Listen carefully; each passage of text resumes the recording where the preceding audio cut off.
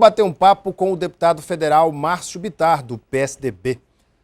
Na semana passada, zapeando na TV, assisti ao deputado federal Márcio Bittar, utilizando-se do grande expediente na Câmara para um pronunciamento, fazendo uma avaliação política e uma defesa, até certo ponto, uma defesa contundente do ex-presidente Fernando Henrique Cardoso. Porque o debate na Câmara também em torno de herança maldita daqui, herança bendita dali. Márcio Bittar fez essa defesa de Fernando Henrique Cardoso, mas também tem muito assunto interessante para a gente debater nesta noite, deputado. Tudo bem? Boa noite. Boa noite, Alain. Prazer revê-lo. E é um prazer imenso falar de novo ao povo acreano, nossos conterrâneos, através da imensa popularidade que tem seu programa. Deputado, a defesa do legado de Fernando Henrique Cardoso, o senhor foi convocado para fazê-lo ou tomou parte no grande expediente, fez o discurso? Como é que foi isso? Na verdade, Alain, o grande expediente é sorteado, né? E eu estava sorteado para fazer o grande expediente e ia fazer, como fiz, um pronunciamento fazendo uma avaliação política do país, da conjuntura nacional, a relação da conjuntura nacional com a crise europeia, e fiz. Mas só que antes eu pedi licença para rebater o deputado do PT, Fernando Ferro. Eu fui deputado com ele a primeira vez. PT de Pernambuco. PT de Pernambuco, né? Por quê? Porque o Fernando Henrique Cardoso, que é um intelectual de ponta, recebeu um prêmio agora nos Estados Unidos, considerado um dos grandes prêmios dado a quem fez uma contribuição importante nos últimos anos ao mundo, a partir do Brasil, escreveu um artigo dizendo daquilo que a atual presidente teria dificuldades de resolver, dado a uma herança que ela recebeu do antigo governo do PT e que ela tem algumas amarrações herdada do governo anterior e isso a impede de resolver algumas questões. Um exemplo disso, a dificuldade que o PT tem de dizer a palavra privatização. Faz, mas agora faz envergonhado, acanhado, tem vergonha de falar, não é bem assim, não é bem assado. Quando é bem assim, sim. E nós do PSDB nunca tivemos vergonha de dizer que a parceria público-privada é bem-vinda, tem que tomar conta. O que não pode é os portos, aeroportos estarem esculhambados como estão no Brasil, encarecendo a produção, dificultando a competitividade brasileira, principalmente num mundo globalizado como está aqui. Muito bem, mas qualquer um pode discordar daquilo que o Fernando Henrique Cardoso escreveu nos jornais final de semana retrasado. O problema foi a forma que o Fernando Ferro, deputado do PT, se dirigiu ao ex-presidente Fernando Henrique Cardoso. Ele pegou ali uma pequena comunicação e chegou ao ponto de, se dirigindo a Fernando Henrique Cardoso, chamá-lo de senil, dizendo que ele tem que ir para casa, usar o pijama, etc. Eu achei uma forma muito grosseira e injusta com um homem que deu, sim, uma herança muito boa para o PT governar o Brasil. É inegável, Alain. Eu duvido, vou te dizer aqui com toda certeza, eu duvido que o Jorge Viana, que o Tião Viana sentem aqui onde eu estou para não reconhecerem o legado bendito que o Fernando Henrique Cardoso deixou para o Lula e os benefícios que o Fernando Henrique Cardoso fez para o Brasil e para o Acre, quando inclusive Jorge Viana foi governador do estado. Eu posso citar aqui algumas obras importantes, alguns legados importantes do Fernando Henrique Cardoso, inclusive no Acre. Se hoje a gente sai de Rio Branco, vai para a Madureira em cima do asfalto, foi no governo dele que isso foi asfaltado. Se a gente sai daqui hoje, vai para Cis Brasil, em cima do asfalto, foi no governo dele. A obra para o aeroporto, a duplicação, foi no governo dele. O aeroporto foi no governo dele. O próprio ex-governador do PT, da época, reconhecia isso. E no plano nacional, quantos tentaram acabar com a inflação? Mas quem conseguiu acabar com a inflação foi ele. Se você vai hoje a uma farmácia e compra um remédio genérico, a 1/3 do preço ou menos, foi o governo de Fernando Henrique Cardoso que fez esse combate. Se você vai para a área rural, acende uma luz, aperta um botão, eu que dormi várias vezes na área rural atolado, ou mesmo na área do meu pai, que hoje é minha, na escuridão, se hoje você aperta um botão e a luz se acende, este foi um programa iniciado no governo dele. Ou seja, então o senhor fez uma defesa do legado do governo FHC. E um rebate à forma como ele se dirigiu.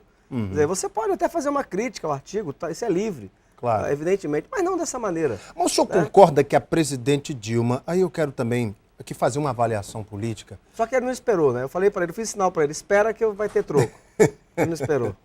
A presidente Dilma não tem agido de uma maneira muito semelhante ao presidente Fernando Henrique Cardoso no que se refere ao incremento, ao investimento privado na economia, ao incremento da indústria, à desburocratização estatal. A presidente Dilma, por exemplo, está aqui nos jornais, Folha de São Paulo. Vamos ler aqui a Folha de São Paulo.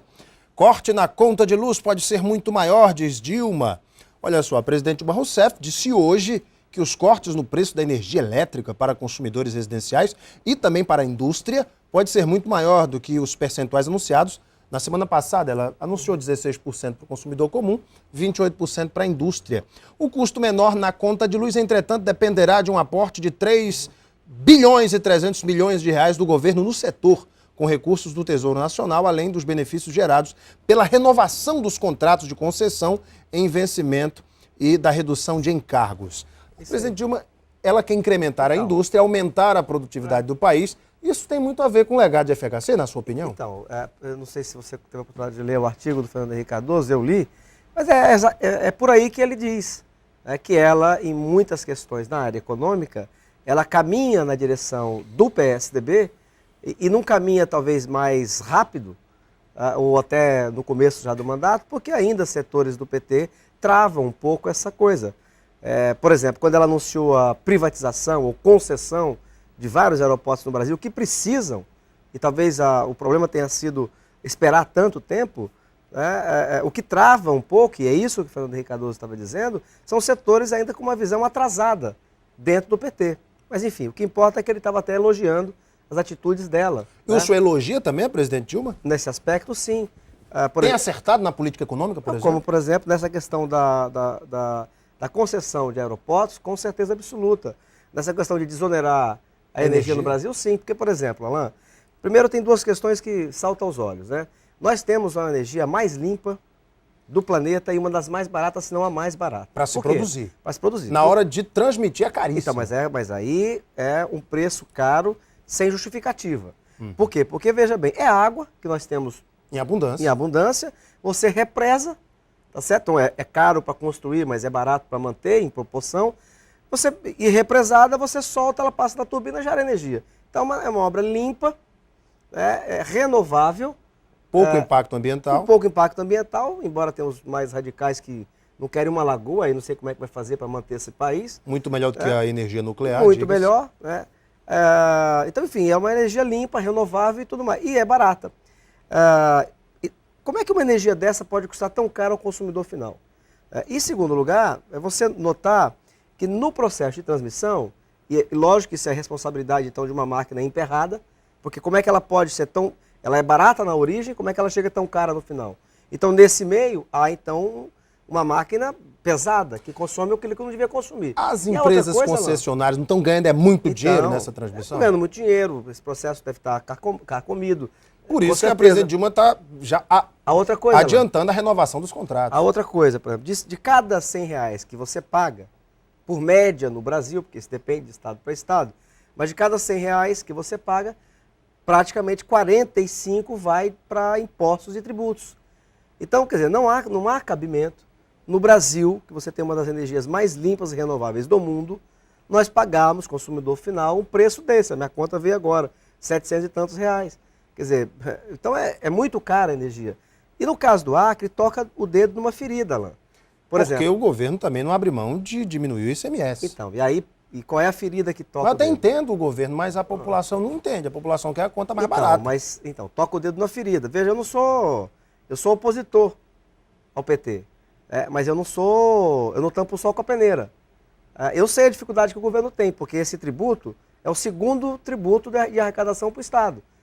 O governo aqui chega a cobrar de 12% a 25%, dependendo do consumo do cliente. Porque dos 45, a cada R$100, cerca de 45 são tributos e impostos. No caso, e isso é dividido entre Estado e União e um pouquinho do município. Só que a presidente vai abrir mão de uma parte que é a União que cobra, e ela quer que os estados abram parte do ICMS, ou de uma parte do ICMS, reduzam o ICMS, que é o imposto estadual. E aí o governo do estado não quer abrir mão, porque aqui isso representa a segunda pauta de incremento de arrecadação para o estado.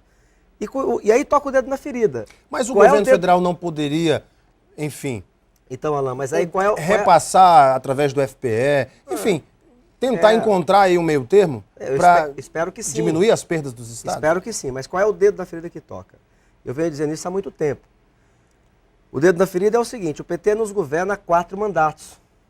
E quando isso acontece, e o secretário de Fazenda vem a público dizer que não pode abrir mão desse tributo, portanto, o Estado não pode abaixar o ICMS da conta de luz do consumidor, o que ele está dizendo? Que o Estado não cresceu economicamente.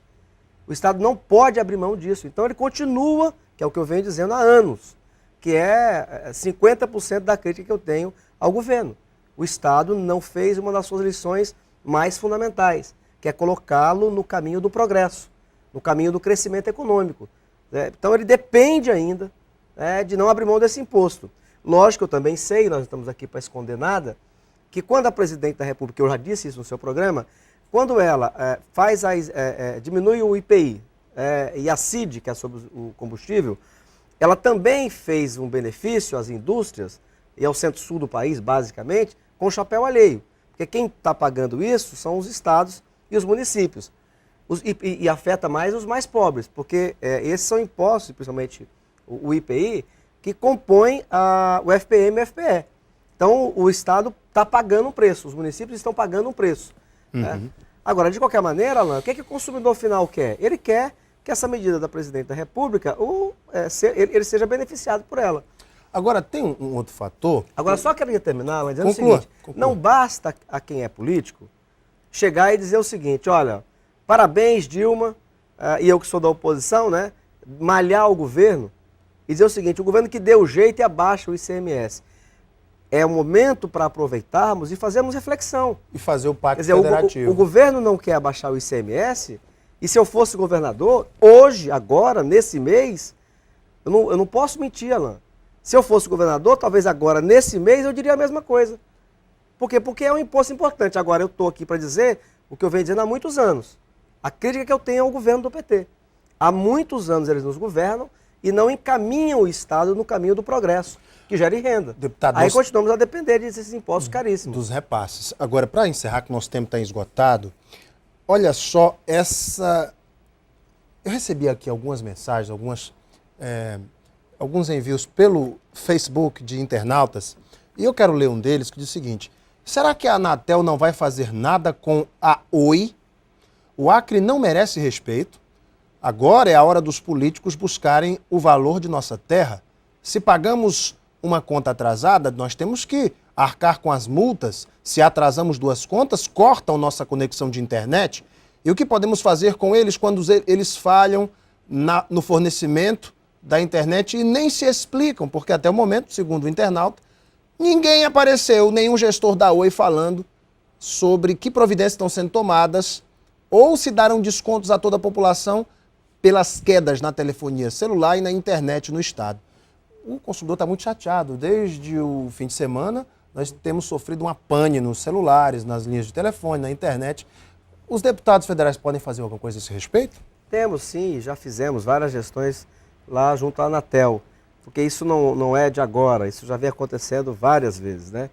E eu fico até imaginando o seguinte, eu ainda não sou tão novo mais, né? Então eu sou da época do telefone fixo, que era uma herança que o pai e a mãe passavam por filho, constava na herança da família. Na herança, né, etc. Mas eu fico imaginando a juventude, meus filhos, a minha filha mais nova já nasceu nessa época, mas enfim, o mundo hoje vive isso, né? O mundo hoje está conectado e ninguém imagina mais recuar, né? Então quando o Acre vive esses apagões, que infelizmente, de vez em quando isso aconteceu de novo agora, mais uma vez, dá uma pane geral. Então isso atrapalha a vida de todo mundo. E nós, no caso do Acre, da Amazônia, pior ainda, porque as pessoas, e eu sou dessa época, que você ia lá para a área rural e se comunicar, ouvia a notícia só pelo radinho, então essa coisa da comunicação, hoje lá no Jordão, ou em Santa Rosa do Purus, que eu fui a semana passada, através da internet a pessoa se liga no mundo. E de repente dá uma pane dessa, a pessoa volta ao passado.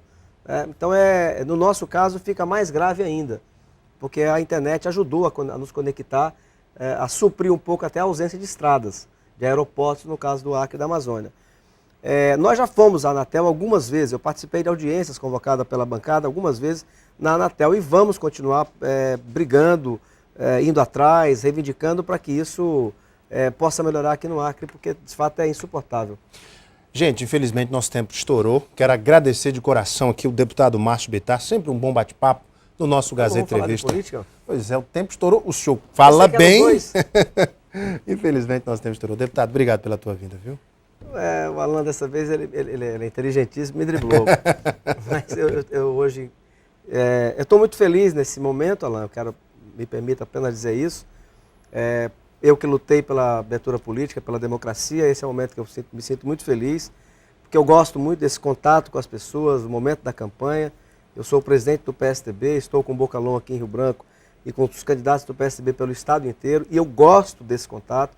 Para mim é um prazer, é uma alegria imensa estar com as pessoas no meio da rua, pedindo voto para os meus candidatos, defendendo as minhas ideias. Essa coisa da democracia, de ir lá para a rua defender o que a gente pensa, para mim isso é uma mágica. E essa é uma fase que eu gosto muito da política, né? Então eu agradeço a todos que estão me recebendo aqui na capital e no estado inteiro por onde eu estou andando. Um abraço grande, fiquem com Deus e muito obrigado. Até a próxima. Obrigado mais uma vez, deputado. Daqui a pouquinho a gente volta para a sequência do nosso Gazeta Entrevista. Até já.